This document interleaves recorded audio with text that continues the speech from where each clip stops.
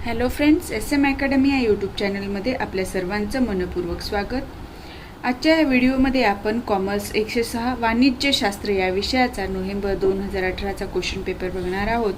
त्यामधले पहिले 2 प्रश्नांचे व्हिडिओ आपण ऑलरेडी अपलोड केलेले आहेत, ते बघून घ्या। आता आपण तिसऱ्या प्रश्नाला सुरुवात करणार आहोत।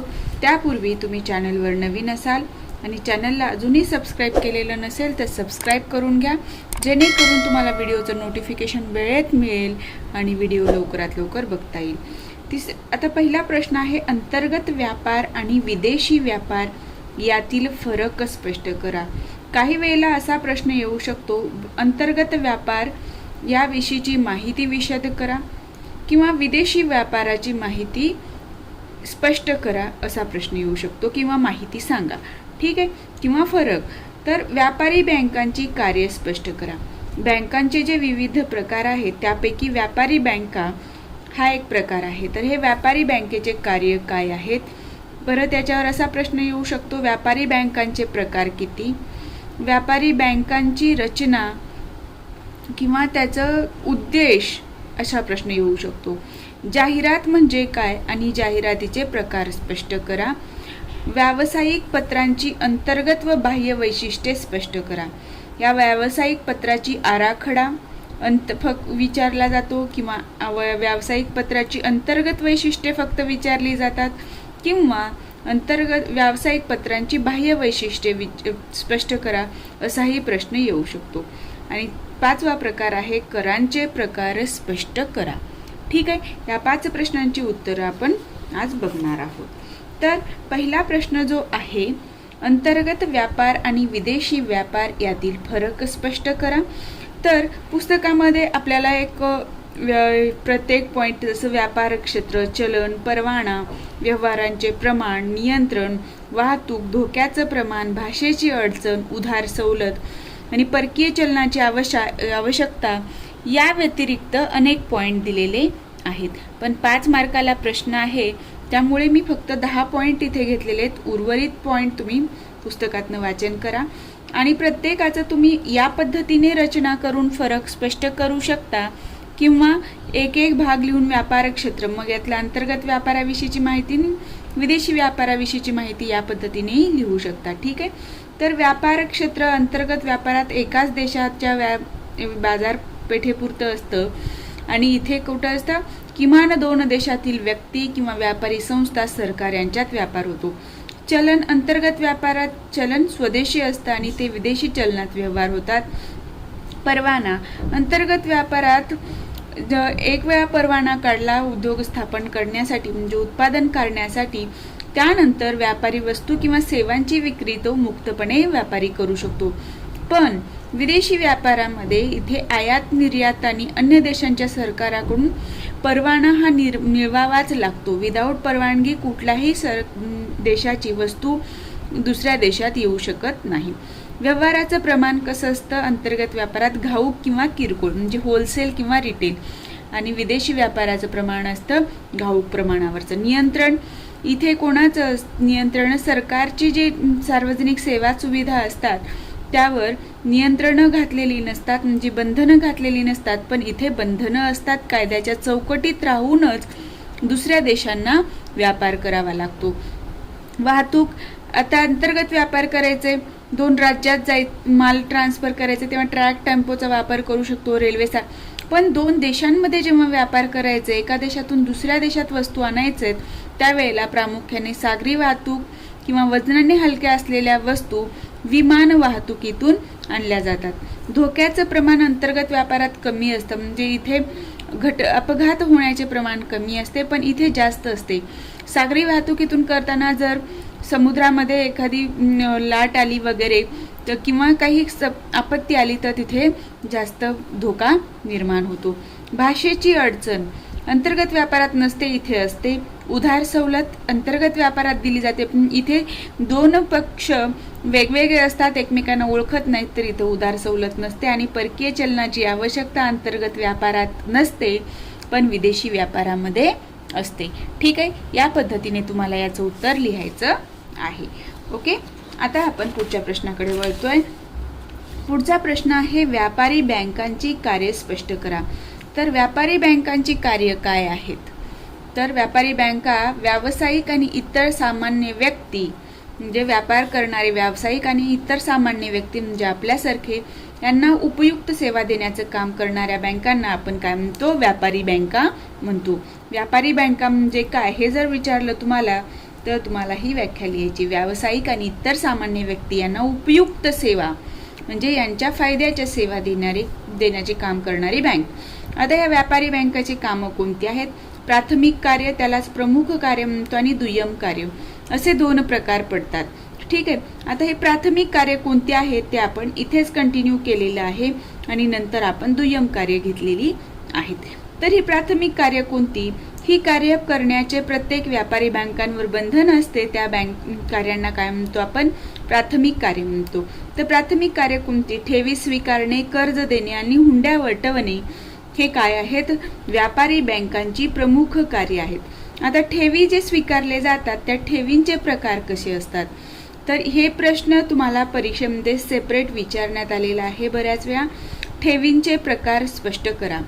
ठीक आहे. व्यापारी बँका ज्या ठेवी स्वीकारून घेतात किंवा बँकांमधल्या ठेवींचे प्रकार स्पष्ट करा. तर याचे प्रकार आहेत चालू खाते, बचत खाते, आवर्त ठेव खाते आणि मुदत ठेव खाते.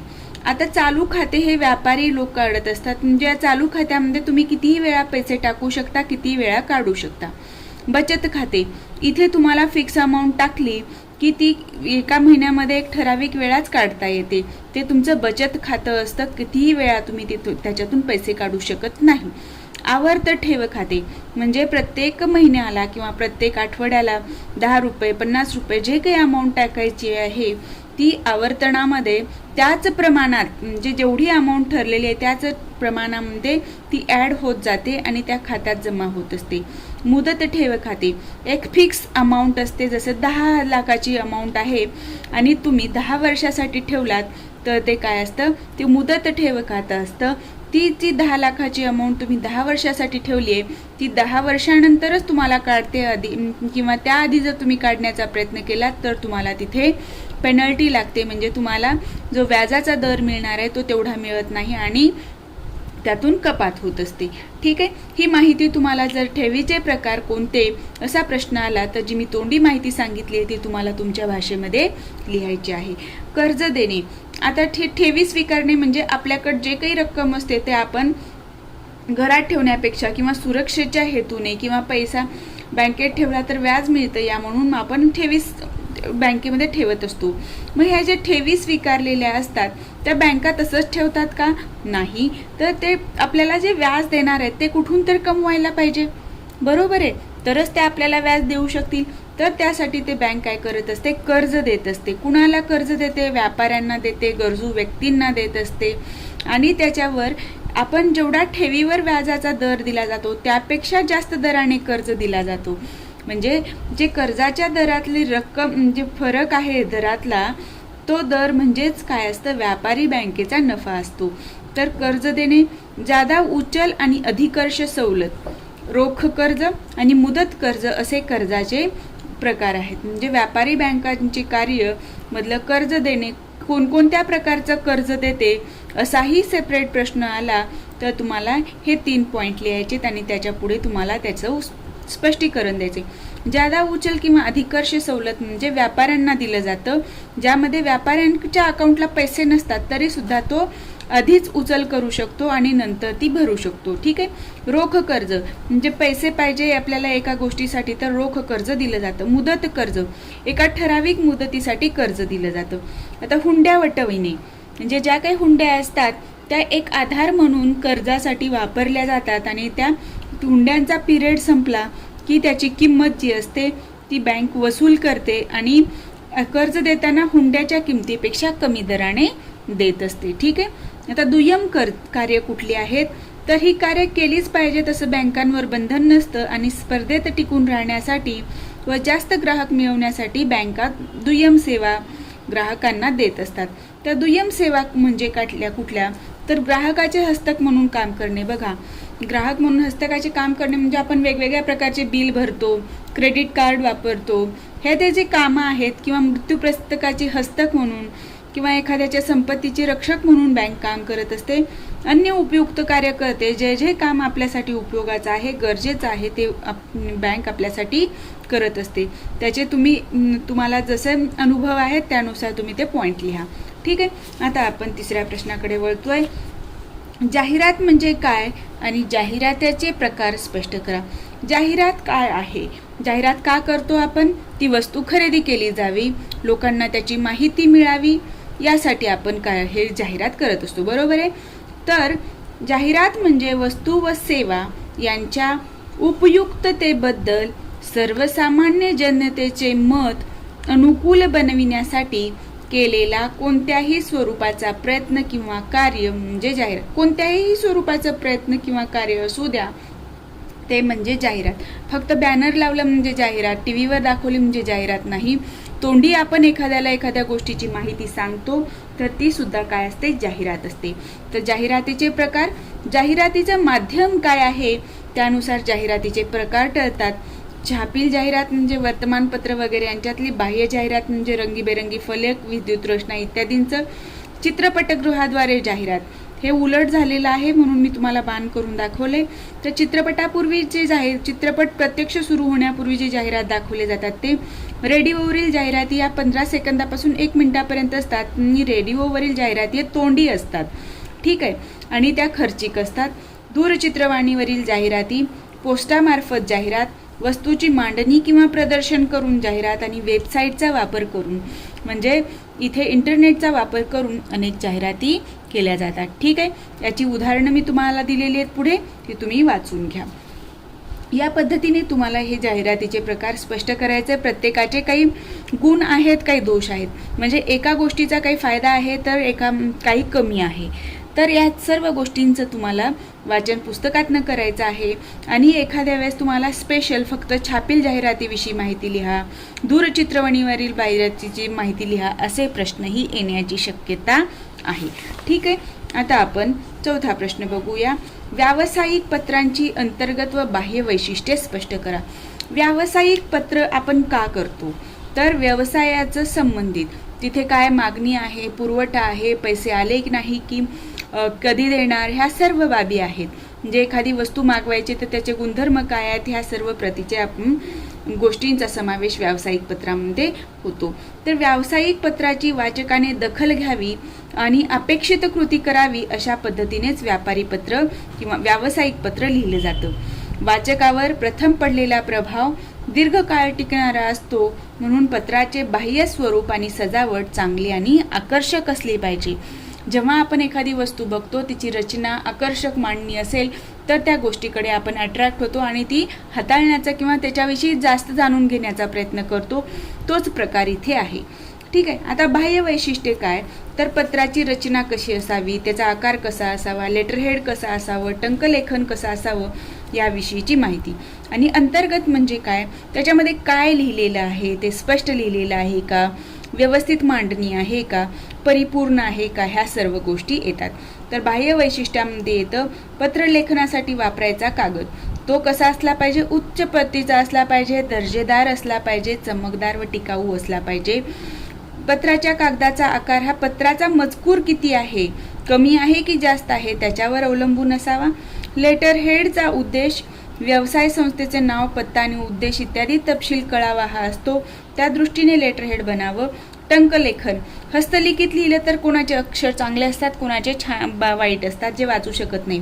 त्या हिशोबाने म्हणून टंकलिखित पत्र लिहिलं तर त्याच्यामध्ये व्यवस्थित सुबकता आणि सुबोधता येते. समास आणि 2 ओळीत अंतर असावं. पत्राच्या कडा व्यवस्थित ठेवलेल्या असाव्या जेणेकरून ते लिफाफा बनवता यावा. पत्रातील मजकुराची रचना ही उत्तम असावी. पाकिट, पत्राच्या आकाराला साजेसं पाकिट असावं. पत्राचा आकार छोटा आणि पाकिट मोठं किंवा त्याच्या विरुद्ध असं चालत नाही. ठीक आहे. अंतर्गत वैशिष्ट्यामध्ये येतं निसंदिग्धता आणि सुस्पष्टता. जे काय म्हणायचं आहे ते निसंदिग्धपणे आणि सुस्पष्ट म्हणायचं आहे. बिनचूकपणा, त्याच्यामध्ये जे म्हणतोय आपण ते बिनचूकपणे एक्झॅक्ट चुका न करता लिहिलं पाहिजे. संक्षिप्तता आणि सुटसुटीत, जे सांगायचं ते थोडक्यात सांगायचं. परिपूर्णता, जे सांगायचे ते पूर्ण असलं पाहिजे, अर्धवट माहिती जाता कामा नये, विनम्रता आणि सौजन्य असलं पाहिजे त्या लिखाणामध्ये, साधेपणा असला पाहिजे, प्रसंग औचित्य, त्या कुठल्याही प्रसंगाला साजेल असं हे असलं पाहिजे, ते भारदस्त असलं पाहिजे, त्या पत्राची भाषा आत्मीय असली पाहिजे, मुद्देसूद आणि सुसंगत मांडणी पाहिजे, आणि इथे ते मांडणी करताना ग्राहकाचा एखाद्या गोष्टीबद्दल काय दृष्टिकोन असू शकतो याचा विचार करून ते लिहिलं गेलेलं पाहिजे. तर आता आपण वळणार आहोत शेवटच्या प्रश्नाकडे. करांचे प्रकार स्पष्ट करा. तर करांचे प्रकार जे आहेत ते विक्री कर कायद्यानुसार किंवा वेगवेगळ्या कायद्यानुसार जे आहेत त्याचा ते पुस्तकामध्ये उल्लेख केलेला आहे. पण या प्रश्नाचं उत्तर हे मी पुस्तकातनं घेतलेलं आहे. पण कराचे प्रकार म्हटल्यानंतर आता सध्या ना BST ॲक्ट आहे ना व्हॅट ॲक्ट आहे, त्यामुळे हे कर आता सध्या हे कालबाह्य ठरलेले आहेत. आता सध्या कुठला ॲक्ट आहे? GST आहे, इन्कम टॅक्स ॲक्ट आहे, म्हणजे कर आहेत. ठीक आहे. तर करांचे प्रत्यक्ष कर आणि अप्रत्यक्ष कर असे प्रकार पडतात. प्रत्यक्ष कर म्हणजे त्या व्यक्तीवर म्हणजे ग्राहकांनी स्वतः तिथे कर देणं, आणि अप्रत्यक्ष म्हणजे तिथे कराचा बोजा ग्राहकावर न पडता त्या व्यापाऱ्यावर पडत असतो. तर करांचे प्रकार जे आहेत ते मध्यवर्ती विक्री कर कायद्यान्वये, म्हणजे मध्यवर्ती विक्री कर कायदा म्हणजे काय असतो, इथे CST ने नोंदलेला, पण मुंबई विक्री कर कायद्यान्वये म्हणजे BST कायद्यान्वये न नोंदल्यास भरावयाचा कर. म्हणजे CST कायद्यामध्ये याची नोंद आहे पण BST कायद्यामध्ये याची नोंद नाही असा जर व्यापारी असेल तर त्याने वार्षिक उलाढाल मुक्रर मर्यादेपेक्षा कमी असल्यामुळे BST नोंद घेण्यास तो अपात्र आहे. पण CST मध्ये नोंद आहे, तो C फॉर्मवर खरेदी करतो आणि जी काही खरेदी केलेली आहे तो महाराष्ट्रात फेरविक्री करतो किंवा उत्पादनात वापरतो. काय करतो? तो महाराष्ट्रात फेरविक्री करतो किंवा उत्पादनात वापरला तर त्या मालावर महाराष्ट्रातील विक्री कर कायद्यान्वये म्हणजे व्हॅट कायद्यान्वये कर भरावा लागेल. जाहिरात केलेल्या मालावरील कर, जाहिरातीवर कर आकारला जातो आणि जाहिरात मालावर पहिल्यांदा जेव्हा विक्री होते तेव्हा 4% कर लावता येतो आणि पुढेही खरेदी विक्री म्हणजे फेरविक्री झाली तर त्यावर विक्री कर आकारता येत नाही फेरविक्रीवर. ठीक आहे. विक्री कर हा व्हॅट कायद्यान्वये लावला जातो. महाराष्ट्रात जो विक्री कर कायदा आहे त्यानुसार त्या मालावर जे दर आहे कायद्याने ठरलेलं, त्या कायद्यामध्ये परिशिष्ट असतात. ह्या मालाचा दर ह्या परिशिष्टामध्ये जेवढे विषय आहेत त्याचा दर एवढा असेल याप्रमाणे. तर ज्या मालाची नोंद कायद्याच्या परिशिष्टातच नोंद नाही, ज्या मालांची नोंद कायद्याच्या परिशिष्टात नोंद नाही त्या अशा मालावर कर 10% दराने आकारला जातो आणि ज्या मालांची नोंद आहे त्यांची 10% दराने आणि नोंद नाही असे काय 10% दराने आकारला जातो. आणि ज्यांची नोंद आहे तर त्या परिशिष्टामध्ये जो दर दिलेला आहे त्यानुसार आकारणी होते. खरेदी कर. आता आपण बऱ्याच वस्तू खरेदी करत असतो. आता अनोंदणीकृत व्यक्तीकडून म्हणजे अनरजिस्टर्ड डीलर असेल तर त्याच्याकडनं करपात्र मालाची खरेदी केली असता त्या मालासाठी कायद्याने जर नमूद केलेला दर आहे त्याप्रमाणे खरेदी कर भरावा लागतो. आणि असा खरेदी कर भांडवली वस्तूची किंवा उत्पादनात वापर करावयाच्या मालाची असेल तरच भरावा लागतो. ठीक आहे. आपण जर ग्राहकांनी एखादी वस्तू खरेदी केली तर आपल्याला खरेदी कर भरावा लागत नाही. ठीक आहे. ती वस्तू व्यापारात वापरली पाहिजे किंवा उत्पादनात वापरली पाहिजे. आता अतिरिक्त कर. आता जसं अतिरिक्त म्हणजे काय? एक्स्ट्रा. ठीक आहे. आता BST कायद्यानं जी उलाढाल मुकरर केलेली आहे ती 10 लाखापेक्षा जास्त जर उलाढाल असेल तर 10 लाखापेक्षा जास्त जी अतिरिक्त उलाढाल असेल त्याच्या खरेदी व विक्रीवरील करावर 12% अतिरिक्त कर भरावा लागतो. जी काही अतिरिक्त खरेदी विक्री आहे त्यावर 12% दराने अतिरिक्त कर भरायचा. पण हा अतिरिक्त कर व्यापारी ग्राहकाकडून वसूल करू शकत नाही. अतिरिक्त कर ग्राहकाकडून वसूल करता येत नाही. आणि उलाढाल कर जो आहे, उलाढालीचं जे आहे खरेदी विक्रीची उलाढाल जर 12 लाखांच्या वर गेली तर 1.25% दराने त्या व्यापाऱ्याला उलाढाल कर भरावा लागतो आणि हा कर सुद्धा ग्राहकाकडून त्या व्यापाऱ्याला वसूल करून घेता येत नाही. ठीक आहे, या पद्धतीने आपण तिसरा प्रश्न इथे कव्हर केलेला आहे. आता रात्रीचे जवळपास 12:30 पावणे 1 झालेले आहेत. हा तुमच्यासाठी आता शेवटचा व्हिडिओ आहे कॉमर्सच्या विद्यार्थ्यांसाठी. तुम्हाला उद्याच्या परीक्षेसाठी ऑल दी बेस्ट. तुम्हाला जर माझा हा व्हिडिओ आवडला असेल तर व्हिडिओला लाईक करा. चॅनलवर नवीन असाल तर चॅनलला सबस्क्राईब करायला विसरू नका.